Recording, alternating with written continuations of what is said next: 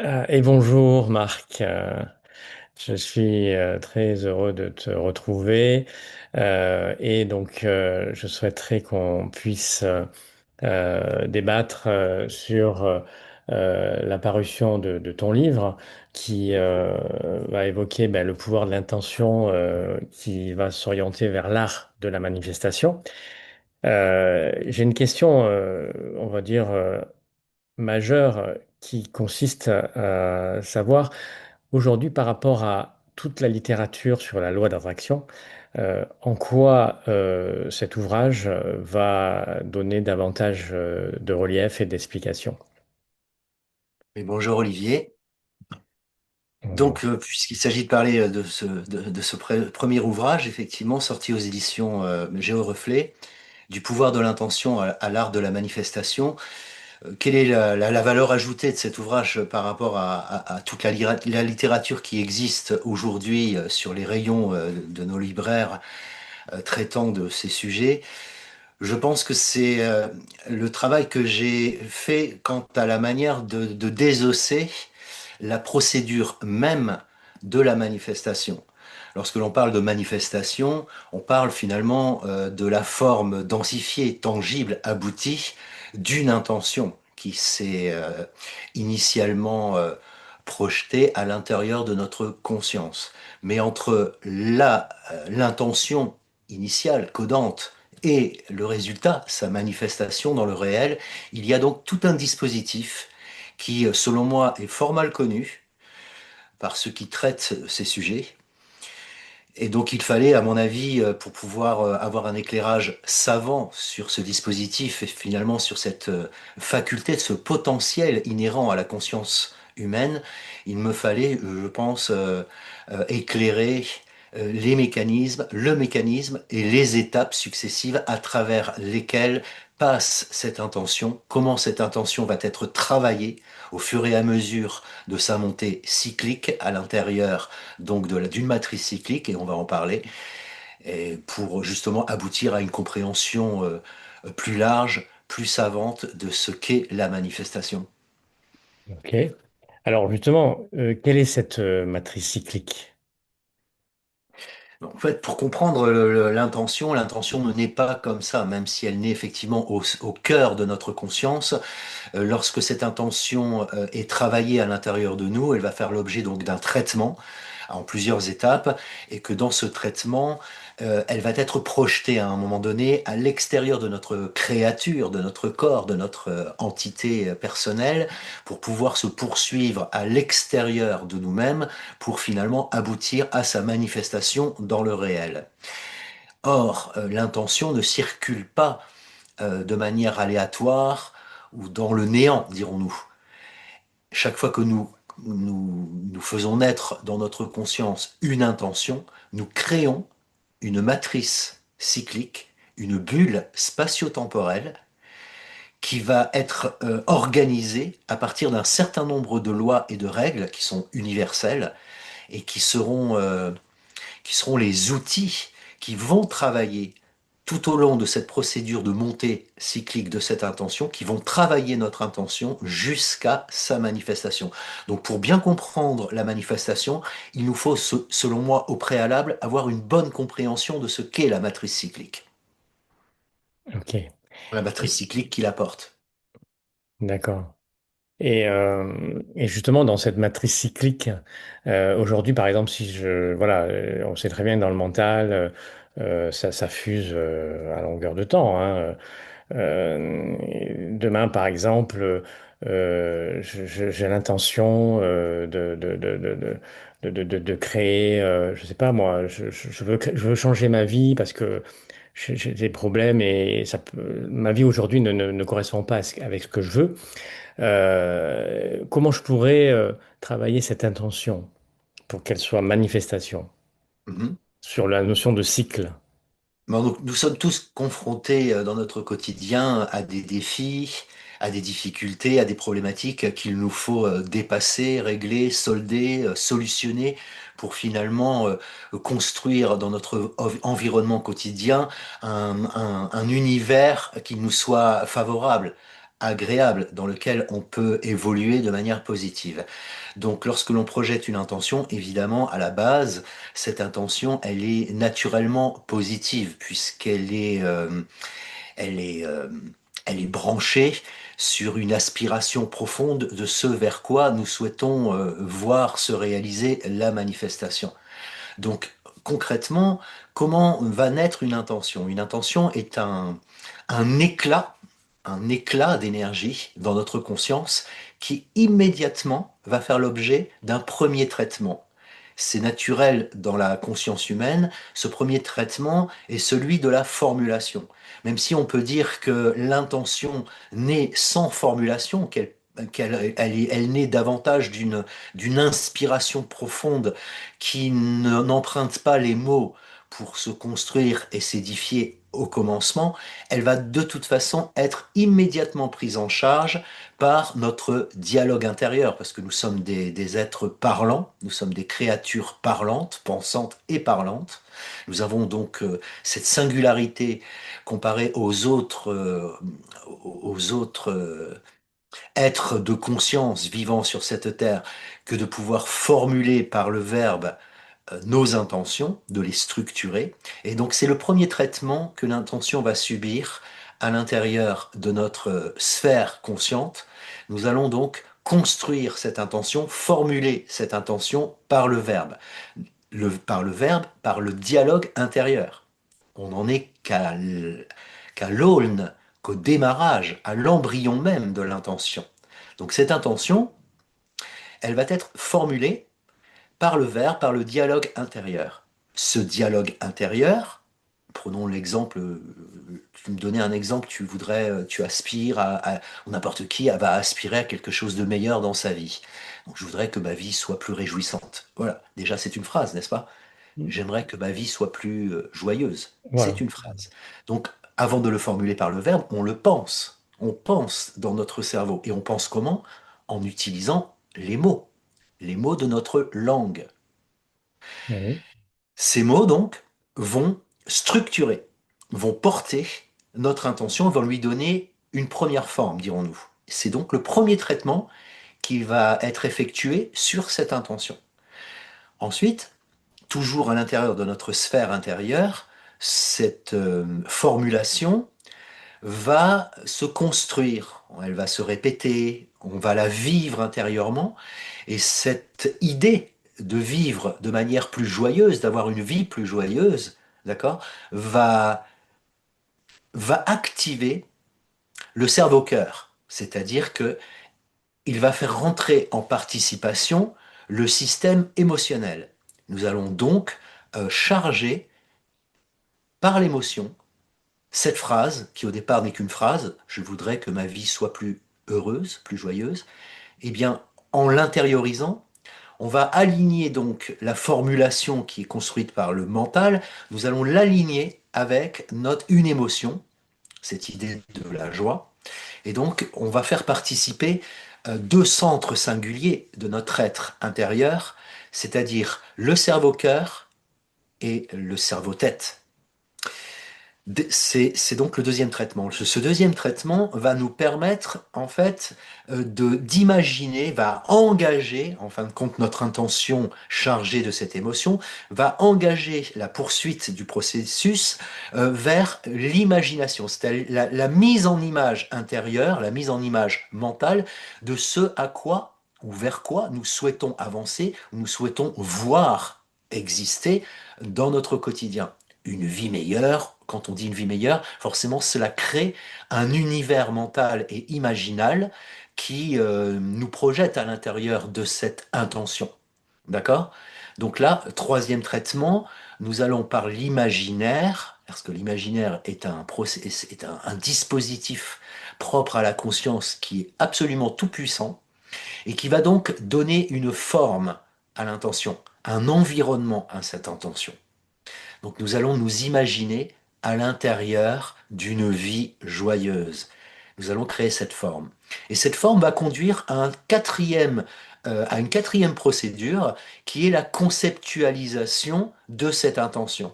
Une fois que l'on s'installe à l'intérieur de cette idée de vivre joyeusement et que mentalement on a projeté par l'imaginaire un environnement qui nous met au centre de cette intention comme un être vivant dans un univers joyeux, nous allons conceptualiser, c'est-à-dire qu'on va sophistiquer cette intention, toujours par le recours du dialogue intérieur, nous allons élaborer finalement un scénario autour de cette vie qui, pour le moment, n'est que une projection imaginaire. Ensuite, donc on est à l'intérieur de cette matrice cyclique, on est dans le premier temps de la matrice cyclique, partant du principe que la matrice cyclique comporte deux temps. Un premier temps que l'on appelle le passe et un second temps que l'on appelle le repasse. Dans Mhm. la tradition hébraïque, on appelle ça, on le nomme le davar shanui, le dire deux fois. Le dire deux fois, la première formulation se passe donc à l'intérieur de nous.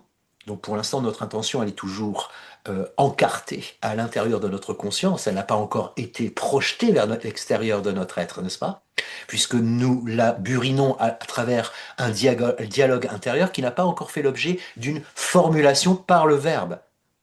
Un verbe intérieur, oui, mais qui n'a pas encore été projeté par l'articulation, par le système en fait vocal, le système phonique du corps humain qui va permettre de projeter cette attention dans sa formulation vers l'extérieur. Donc, je reviens à la première procédure, nous sommes dans la première instance de cette procédure, et à un moment donné, parce que nous sommes sous le feu de l'émotion, de cette intention que nous voulons joyeuse pour nous sur notre vie, ayant un impact joyeux sur notre vie, que nous l'avons conceptualisée, que nous la faisons vibrer intérieurement par l'émotion, nous allons la formuler. Je suis joyeux. Ma vie est joyeuse. Je suis dans un bonheur d'être et de vie. Je dis je suis parce que la manière dont on formule les choses est très importante. Il faut savoir que lorsque toute l'information qui est actuellement encore à l'intérieur de la première instance de cette matrice cyclique qui la porte, tout ce qui participe de l'intériorité reste dans notre domaine conscient. Or, le conscient est connecté au champ quantique de l'univers, là où les choses ne sont pas encore manifestées, mais sont à l'état de potentialité. Lorsque nous allons projeter par le verbe Bereshit bara Elohim, au commencement était le verbe, et c'est là où cette phrase de la Torah de l'Ancien Testament prend tout son sens. Lorsque l'on dit que tout ce qui existe est né du verbe, dans la tradition amérindienne, on l'a formulé autrement. On dit tout ce qui existe dans ce monde a d'abord dû être rêvé.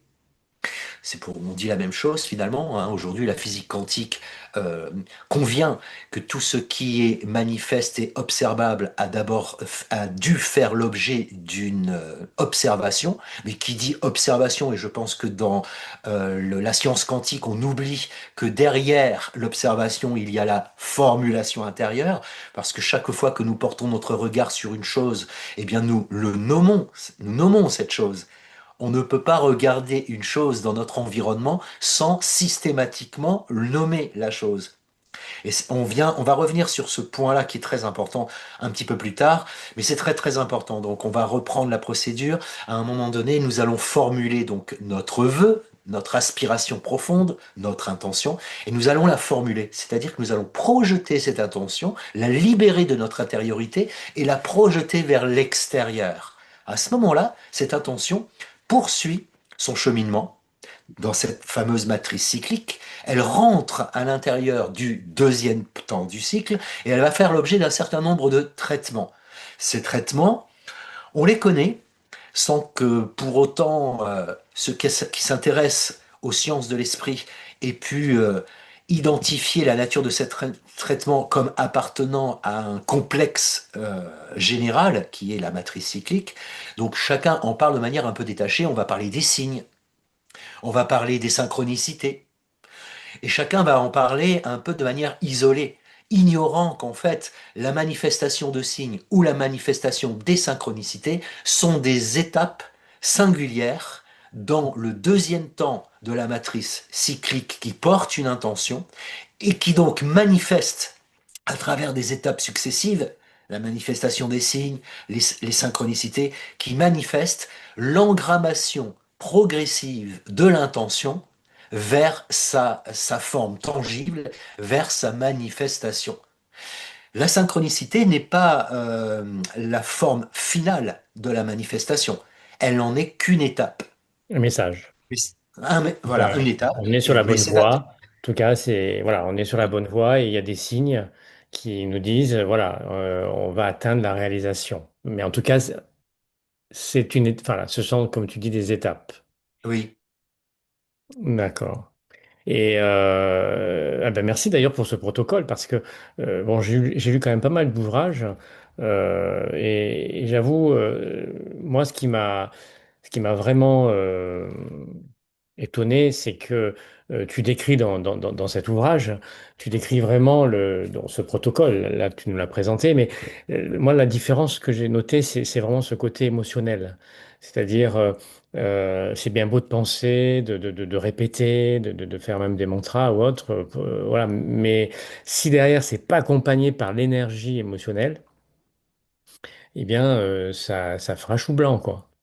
Et ça, je trouve que c'est une clé bah, que j'ai vue que dans ton ouvrage, hein. Et pourtant, j'en ai lu. oui, on peut le comprendre, on peut le comprendre. Et là, pour le coup, il nous faut nous projeter au commencement même de l'humanité, à l'époque où nous étions encore dans les proto-langages.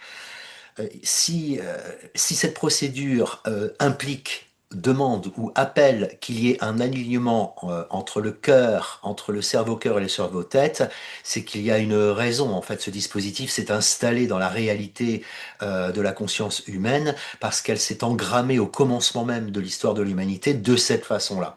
Et pourquoi et comment le faisceau émotionnel s'est engrammé, s'est installé, dirons-nous, dans la procédure de la manifestation, simplement parce qu'il faut repenser et nous reprojeter au commencement même de l'humanité, où lorsque les premiers hommes, les premiers primates verticaux, les sapiens, qui ont subi ce double prolongement, celui un de la main et deux de la conscience et du verbe, qu'ils ont été donc confrontés d'abord à un univers qui leur était inconnu. Ils étaient donc confrontés quotidiennement à une réalité qui leur était inconnue, leur environnement extérieur, qui finalement était chaotique dans leur perception. Et c'est bien les mots, ce sont bien les mots, pardon, qui ont construit cette réalité, une réalité qui s'est sophistiquée tout au long de l'aventure civilisatrice et qui aujourd'hui nous fait voir un univers 3D, un environnement, ce qu'on appelle le réel, ce qui nous fait voir peu ou prou une réalité qui est conforme à la perception collective, quel que soit le niveau de culture, d'intelligence ou d'appartenance ou de conscience ou de croyance que nous avons. Chacun convient de dire que lorsqu'on est face à un arbre, ceci est un arbre, lui, ça, ceci est un chat, ceci est un chien, ceci est une rivière, et ce que j'entends est le bruissement des feuilles sous le vent. On est tous à peu près capables aujourd'hui de convenir que le réel est ainsi fait. Mais ce réel, il a bien fallu se construire, puisque nous sommes des êtres, des co-créateurs, et que nous co-créons par le verbe. Cela suppose que tout ce qui existe, tout ce que nous percevons dans notre environnement a effectivement fait l'objet d'une intention et que cette intention, initialement, elle a été motivée par une charge émotionnelle. Et voilà pourquoi l'émotion participe de la manifestation. Et voilà pourquoi seul le mental ne peut pas manifester quoi que ce soit s'il n'est pas conjugué, associé, partenaire de notre cœur. Ok. Alors, merci Marc. Sur notre format, on va dire, vidéo, je privilégie des formats de 30 minutes. Donc, on aura l'occasion de reparler de ce thème qui est passionnant.